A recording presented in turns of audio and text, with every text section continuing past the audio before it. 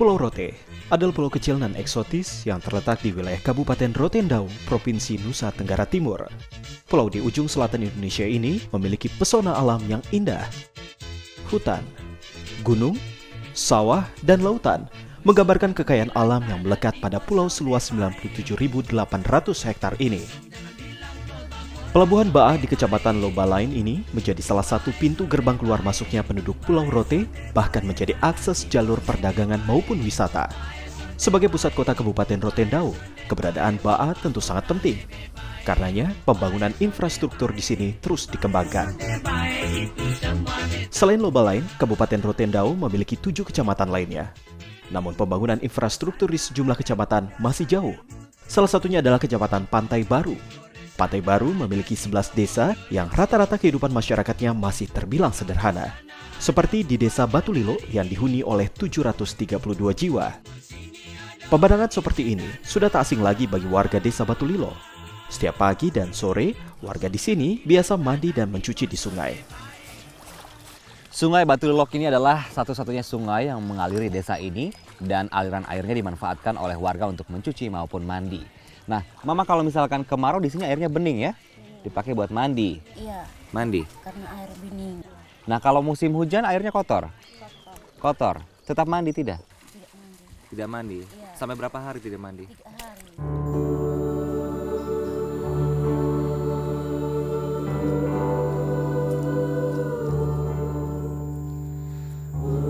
Air bersih bukan satu-satunya masalah di Desa Batulilo. Bila Anda menyambangi Dusun Lamadale ini, Anda akan menemukan kesederhanaan lainnya. Dusun yang dihuni oleh 45 kepala keluarga ini menjadi dusun yang terisolir akibat akses jalan yang rusak. Meski sebagian besar rumah warga di Batulilo telah dibangun menggunakan tembok, namun di dusun ini masih ada juga warga yang tinggal di rumah kayu. Suku Rote di wilayah terpencil memang terbiasa tinggal di rumah beratapkan daun seperti ini. Mama di sini tinggal bersama siapa? Suami dan anak. Suami dan anak. Jadi di ruangan ini juga menerima tamu sekaligus ada yang tidur juga di sini ya. Iya. Jadi inilah kesederhanaan mereka karena terbatasnya ruangan dalam rumah. Jadi mau tidur, menerima tamu, bahkan ruang keluarga pun ada di satu ruangan.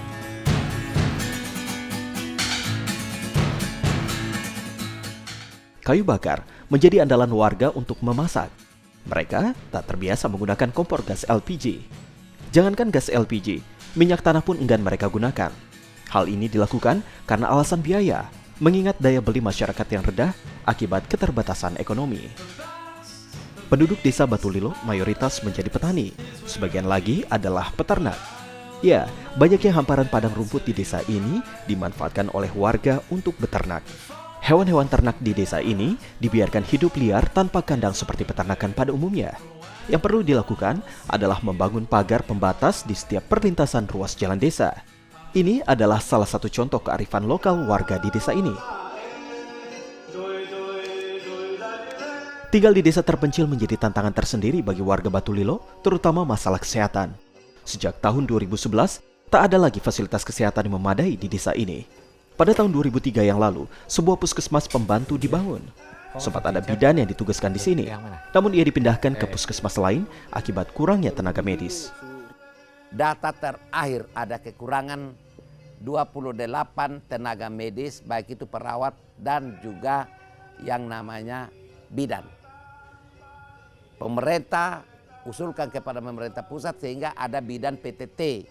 Tapi bidan PTT-nya datang bangun lari. Bangun lari ini karena tidak betah tinggal di daerah terpencil. Beruntung masih ada yang bisa diandalkan warga untuk berobat. Adalah Halena Magdalena, bidan kampung yang telah melayani warga sejak tahun 1985. Nenek berusia 68 tahun ini seringkali didatangi warga yang sakit untuk pertolongan pertama. Pengobatan yang dilakukan Halena adalah pengobatan tradisional. Tak hanya melayani warga yang sakit, Halena selalu siap bila ada warga yang hendak melakukan persalinan. Ia tak memungut biaya kepada para pasien yang membutuhkannya. Saya kasih 1 sen je. Beta menolong kok bersalin habis beta pulang saya kasih 1 sen. Jadi gratis. Malam mulai menjemput keheningan di desa ini. Maksi mulai menyalakan mesin genset. Iya, belum adanya jaringan listrik permanen membuatnya terpaksa menggunakan genset untuk menerangi rumahnya. Di desa ini hanya ada 5 rumah yang memiliki genset.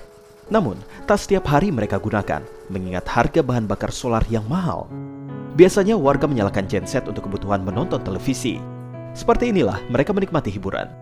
Tradisi menonton bersama para tetangga di rumah warga yang mempunyai mesin genset. Menonton televisi bersama seperti ini seringkali dilakukan oleh warga meski serba terbatas. Karena lamanya menonton televisi tergantung dari ketersediaan bahan bakar pada mesin genset. 5 liter solar saja itu bisa menyalakan televisi selama 8 jam. Kalau per liternya harga solar Rp10.000, ini berarti warga harus membayar biaya sebesar Rp50.000 hanya untuk 8 jam menonton televisi.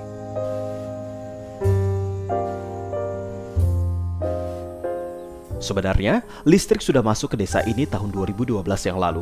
Namun bukan berupa jaringan permanen, melainkan listrik bertenaga surya dan hanya berfungsi menyalakan lampu saja.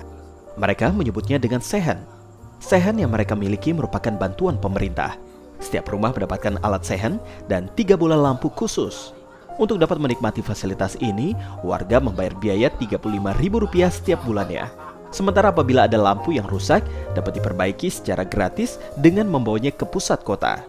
Namun bukan berarti tanpa kendala. 2 masih terpakai, nah yang 1 rusak ini sebenarnya saya ingin untuk bawa ke Baa, tapi terbentur dengan dana lagi. Ya, sampai di Baa mesti bayar 100.000 untuk bayar ojek. Bila lampu rusak, maka warga akan kembali menggunakan lampu minyak.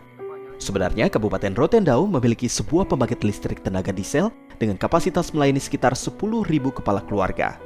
Namun itu tentu tidak mencukupi karena ada sekitar 32.000 kepala keluarga yang mendiami kabupaten ini. Sejatinya, pelita adalah cahaya kehidupan. Bagi warga di desa ini cahaya lampu sangatlah berarti. Namun bila lampu tenaga surya tak bisa diandalkan, maka akan menghambat aktivitas mereka, terutama pada malam hari. Haruskah Ibu Pertiwi mengubur asa untuk mengejar mimpi karena keterbatasan cahaya? Victor Pangaribuan, David Muslim, Rotendao, Nusa Tenggara Timur.